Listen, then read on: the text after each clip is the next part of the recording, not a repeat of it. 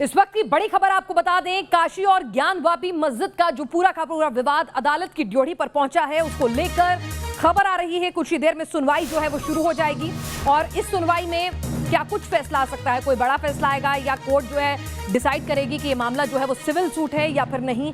काशी विश्वनाथ की इस पूरी उस पर वाराणसी या लखनऊ कहां से इस पर सुनवाई हो। सुन्नी वक्फ बोर्ड चाहता है कि लखनऊ ट्रिब्यूनल कोर्ट में इसका फैसला हो। अभी डिस्ट्रिक्ट कोर्ट में अहम सुनवाई जो आज सुनवाई होनी है, जिस पर फैसला आना है, डिस्ट्रिक्ट कोर्ट में अहम सुनवाई होनी है और अब से कुछ ही देर में बड़ा फैसला आने की उम्मीद है। काशी विश्वनाथ की सुनवाई जो है वो कहां पर हो और ये सिविल सूट है या नहीं, इस पर जो है फैसला आना है। आपको बता दें कि लखनऊ में सुनवाई हो, लखनऊ ट्रिब्यूनल कोर्ट में फैसला हो, ऐसा सुन्नी वक्फ बोर्ड का कहना है और थोड़ी देर में अदालत इस पर जो डिस्ट्रिक्ट कोर्ट है वो अपना फैसला सुना सकती है।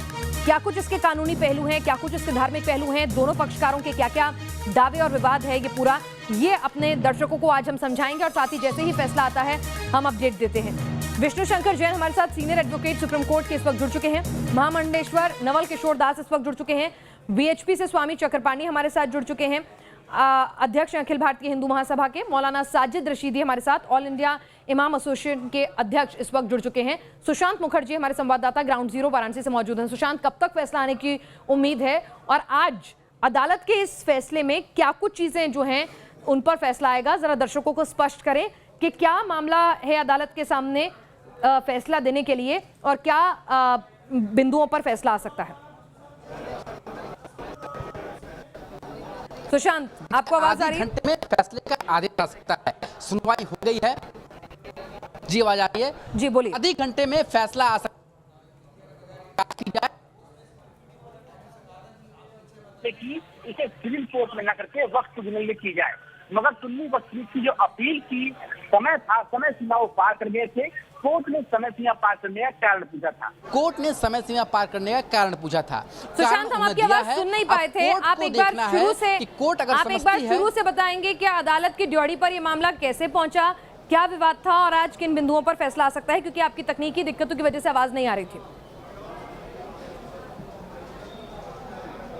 देखिए, ज्ञानवापी मसले पर बहुत पहले से लगातार सुनवाई होती आ रही है। 1991 से केस चला आ रहा है, पर इस समय जिस फैसले की सुनवाई है, दरअसल सुन्नी वक्फ बोर्ड ने एक अपील की थी वाराणसी के सिविल कोर्ट में कि ये जो सुनवाई है ये वक्फ ट्रिब्यूनल में लखनऊ में की जाए। इसके लिए अपील की गई थी। कोर्ट का ये कहना है, कोर्ट का जो समय सीमा था उस समय सीमा के अंतर्गत अपील ये नहीं की गई थी, इसलिए कोर्ट ने कारण बताने के लिए कहा था।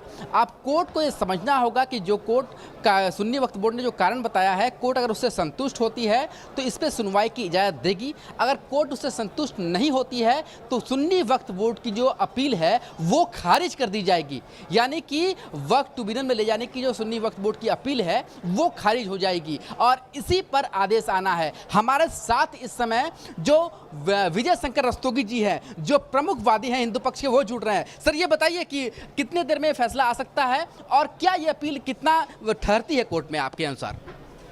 देखिए, अभी न्यायालय में जो कहा जा रहा है कि 15-20 मिनट या आधे घंटे के अंदर कोर्ट का आदेश बाहर आ जाएगा और तभी हम लोग जान पाएंगे। अभी केवल इस बात पर यह निर्णय आना है कि जो यूपी सुन्नी सेंट्रल वक्फ बोर्ड ने देरी से सिविल रिवीजन प्रस्तुत किया है उनका देर माफ़ किया जाए और मेरिट पर सुनवाई के लिए इनका सिविल रिवीजन एडमिट किया जाए या नहीं, इसी पर अभी फैसला आना है जनपद न्यायाधीश महोदय वाराणसी का। सर, जो अपील उन्होंने की थी तय समय सीमा के अंदर नहीं थी, तो आप लोगों ने इस पर आवाज़ उठाई थी कोर्ट में कि तय समय सीमा के अंदर नहीं है, तो और इस अपील को खारिज हो जानी चाहिए। देखिए, जो डिले उन्होंने फाइल किया वह जानबूझ करके था, क्योंकि लोअर कोर्ट का जो सिविल जज senior division fast track court Varanasi का आदेश था वह 25 फरवरी 2020 का आदेश था। 25 फरवरी 2020 से मात्र 90 दिन का मियाद होता है सिविल रिवीजन फाइल करने के लिए और वह 25/5 को समाप्त हो गया। 25/5 से ये लोग जो है वो सोते रहे और 18 सितंबर को इन्होंने सिविल रिवीजन फाइल किया है, लेकिन उस सिविल रिवीजन साथ उत्तर प्रदेश सुन्नी चलिए, मौलाना साजिद रशीदी भी हमारे साथ इस वक्त जुड़े हुए हैं। रशीदी साहब, यहाँ पर रस्तोगी साहब जो कह रहे हैं कि कहीं ना कहीं देरी कर दी और देर से जागे और उसके बाद अब पूरे मामले पर बवाल हो रहा है खामखा का, क्या कहना है आपका, क्योंकि मामला तो बहुत पुराना है?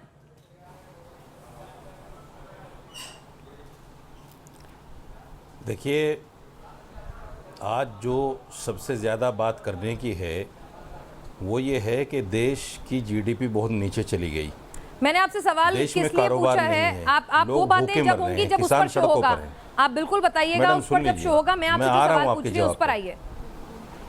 मैं आपके जवाब पर आ रहा हूं, सुन लीजिए, इतना जल्दी भी ठीक नहीं है। असल मुद्दे ये हैं कि हम देश को स्थिर कैसे करें, मजबूत कैसे करें।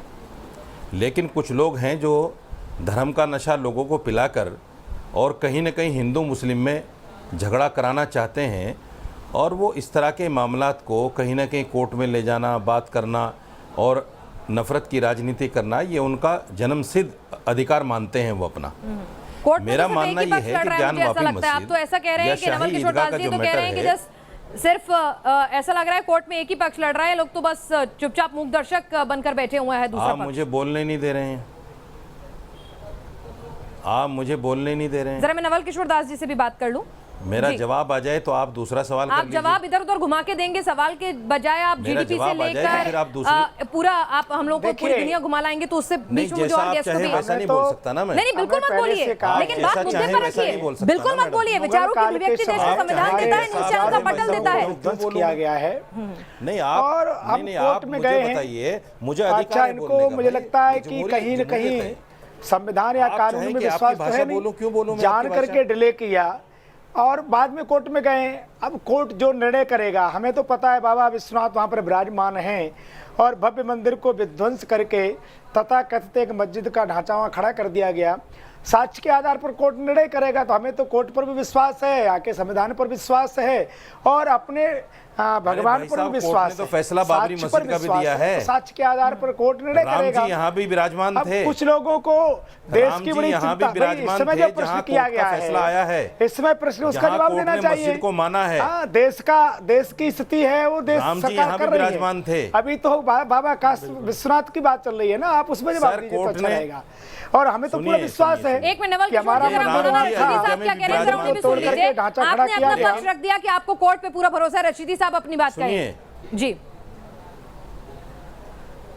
देखिए, राम जी अयोध्या में भी विराजमान थे। अगर सिर्फ राम जी का ही मसला होता, भगवान का ही मसला होता, तो कोर्ट अपने विशेष अधिकार का इस्तेमाल नहीं करता। कोर्ट ने अपने विशेष अधिकार का इस्तेमाल किया, 142 का इस्तेमाल किया और फिर फैसला सुनाया सारे साक्ष्यों को मानकर मस्जिद के, और फिर ये कहा कि ये जगह मैं अपने विशेष अधिकार से ये जगह राम जन्मभूमि को दे रहा हूं।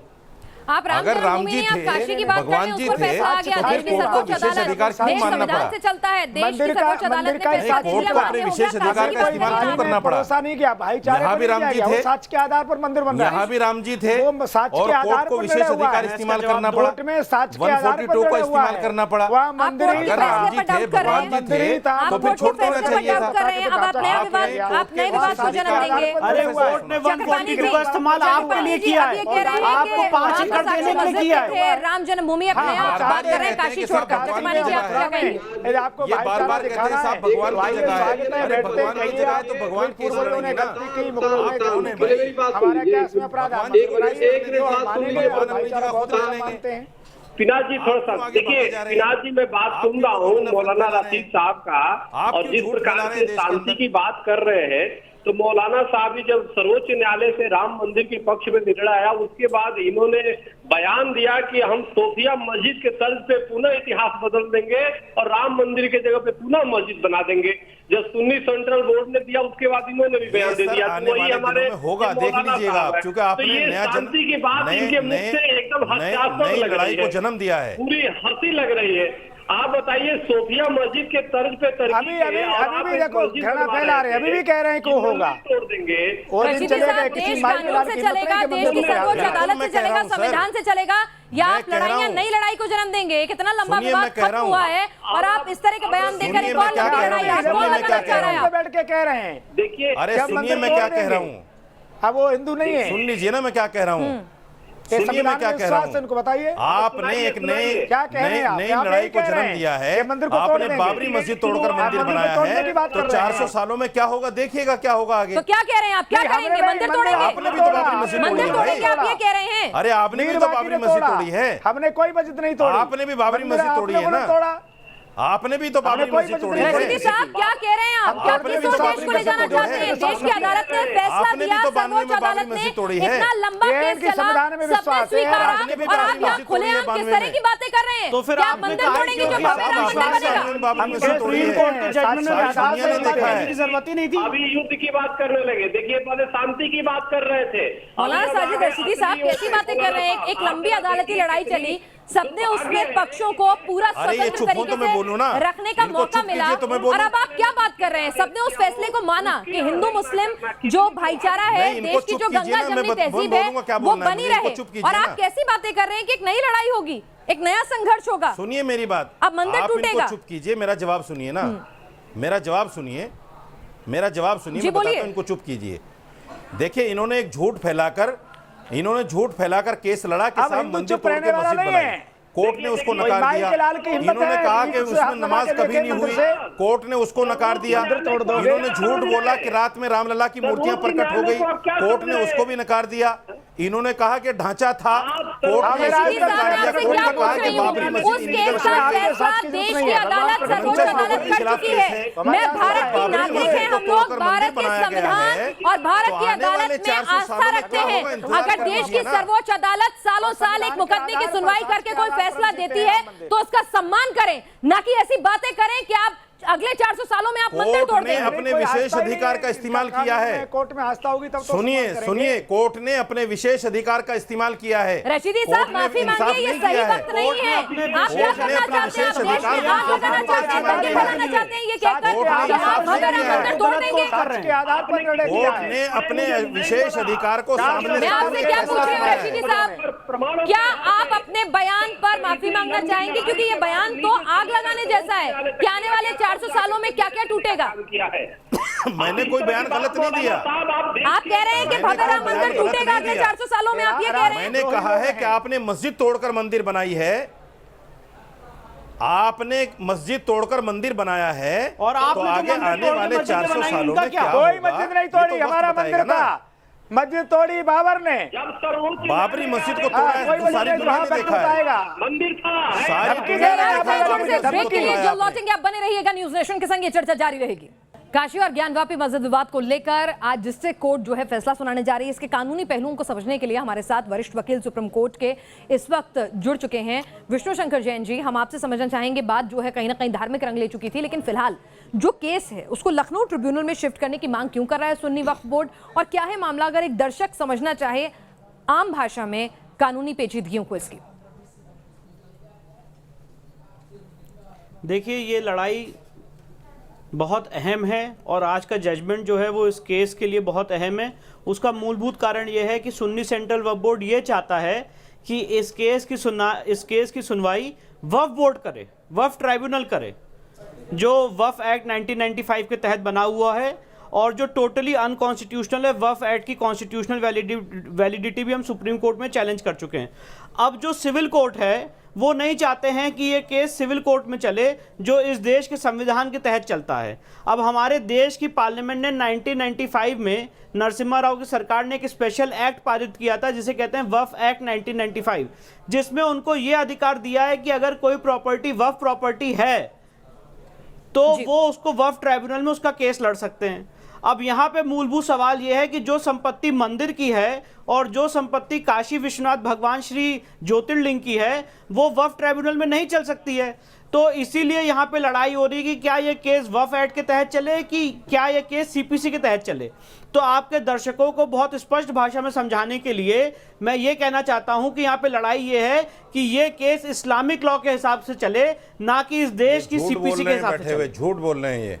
बताइए तो इसीलिए हम लोगों ने बता दीजिए, इसीलिए वक्फ एक्ट की कॉन्स्टिट्यूशनल वैलिडिटी भी हमने सुप्रीम कोर्ट के सामने चैलेंज की है। मैं बताता हूं। और अगर यहाँ पे रशीदी साहब हमेशा कह देते हैं, हमेशा आपके सामने बयान देते थे मैं झूठ बोल रहा हूं। मैं रशीदी साहब से पूछता हूं, बताइए सेक्शन 40 वक्फ एक्ट का क्या है? आप बहुत बड़े ज्ञानी है ना, आप बहुत बड़े ज्ञानी, आप बताइए सेक्शन 40 वक्फ एक्ट का क्या कहता है? चलिए बताइए। अरे चुप मैं सुन रहा हूं। आप चुप तो रहिए। वकील को इतना परेशान नहीं होना चाहिए वकील को। आप तो पढ़े लिखे हैं, आप क्यों इतना बोलिए, आप गुस्सा सीधी रहे हैं? बात करिए, घुमाइए मत, किसको क्या करना चाहिए। गुस्सा रहे हैं आप, तो आपको नहीं पता चल रहा है कितने खाली हैं आप अंदर से। सीधी सीधी बात करिए। आप अगर मेरे पे एडवर्स कमेंट आप करेंगे कितने खाली हैं मैं भी अंदर से यहाँ पे खुद आपको पता चल adverse रहा है comment कि आप करूंगा। गुस्सा रहे हैं समझिए ऐसी रशीदी बात साहब। में।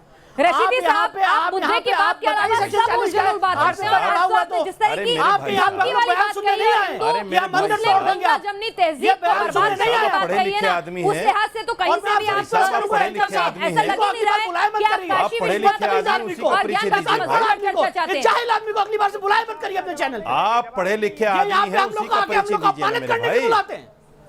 आप हमारे मैं बंदर जवाब तोड़ेंगे दे रहा हूँ, सुनिए और ना। हम आपकी बकवास सुनेंगे यहाँ ये पे। देखिए क्या परेशान हो रहे हैं। नहीं, आप जैसी ये बातें देखिए कर रहे क्या हो वहाँ पर परेशान जाहिल है। हो जाना ये शुरू देखिए, कर खाली दें। आदमी बहरहाल, बताइए। यहाँ पर वक्त की कमी है, आप सभी लोग खाली चर्चा में बर्तन शामिल बचता है हुए। मेरे भाई, शुक्रिया, खाली कुछ बर्तन देर में बचता है। फैसला आएगा, और जो भी फैसला आएगा अरे इनको न्यूज़ चुप नेशन सबसे कीजिए ना पहले तब। हर पहलू के साथ अपने दर्शकों के सम्मुख रखेगा।